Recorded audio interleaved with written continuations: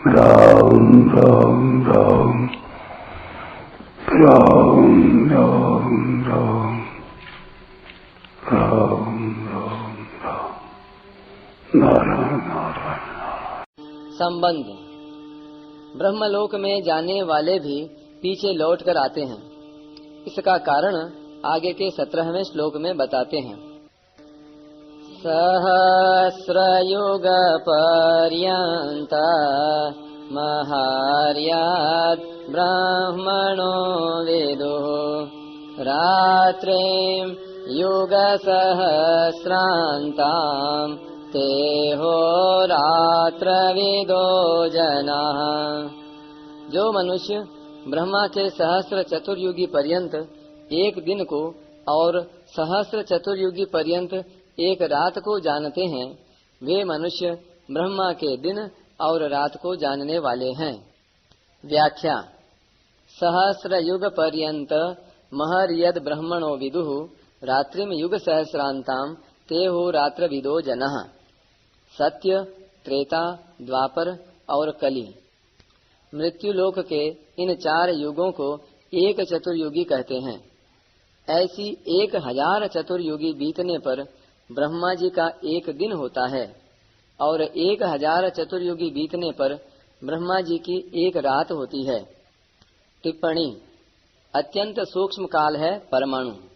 2 परमाणुओं का एक अणु और 3 अणुओं का एक त्रस रेणु होता है। झरोखे से आई सूर्य की किरणों में त्रस रेणु उड़ते हुए दिखते हैं। ऐसे 3 त्रस रेणुओं को पार करने में सूर्य जितना समय लेता है उसे त्रुटि कहते हैं। 100 त्रुटियों का एक वेद, 3 वेदों का एक लव और 3 लवों का एक निमेष और 3 निमेषों का एक क्षण होता है। 5 क्षणों की एक काष्ठा, 15 काष्ठाओं का एक लघु, 15 लघुओं की एक नाड़िका, 6 नाड़िकाओं का एक प्रहर और 8 प्रहरों का एक दिन रात होता है। 15 दिन रातों का एक पक्ष, 2 पक्षों का एक मास, 6 मासों का एक अयन और 2 अयनों का एक वर्ष होता है। इस प्रकार मनुष्यों के एक वर्ष के समान देवताओं की एक दिन रात है। अर्थात मनुष्यों का 6 महीनों का उत्तरायण देवताओं का दिन है और 6 महीनों का दक्षिणायन देवताओं की रात है। इस तरह देवताओं के समय का परिमाण मनुष्यों के समय के परिमाण से 360 गुना अधिक माना जाता है। इस हिसाब से मनुष्यों का एक वर्ष, देवताओं के एक दिन रात, मनुष्यों के 30 वर्ष, देवताओं का एक महीना और मनुष्यों के 360 वर्ष देवताओं का एक दिव्य वर्ष है। ऐसे ही मनुष्य के सत्य, त्रेता, द्वापर और कली, ये 4 युग बीतने पर देवताओं का एक दिव्य युग होता है। अर्थात मनुष्यों के सत्ययुग के 17,28,000, त्रेता के 12,96,000, द्वापर के 8,64,000 और कली के 4,32,000, ऐसे कुल 43,20,000 वर्षों के बीतने पर देवताओं का एक दिव्य युग होता है। इसको महायुग और चतुर्युगी भी कहते हैं।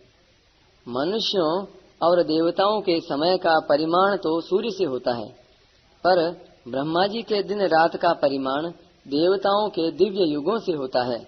अर्थात देवताओं के 1000 दिव्य युगों का ब्रह्मा जी का एक दिन होता है। अर्थात मनुष्यों के 4 अरब 32 करोड़ वर्षों का ब्रह्मा जी का एक दिन होता है और उतने ही दिव्य युगों की एक रात होती है।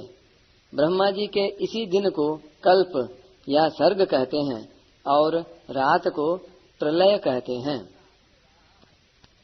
दिन रात की इसी गणना के अनुसार 100 वर्षों की ब्रह्मा जी की आयु होती है। ब्रह्मा जी की आयु के 100 वर्ष बीतने पर ब्रह्मा जी परमात्मा में लीन हो जाते हैं और उनका ब्रह्मलोक भी प्रकृति में लीन हो जाता है तथा प्रकृति परमात्मा में लीन हो जाती है।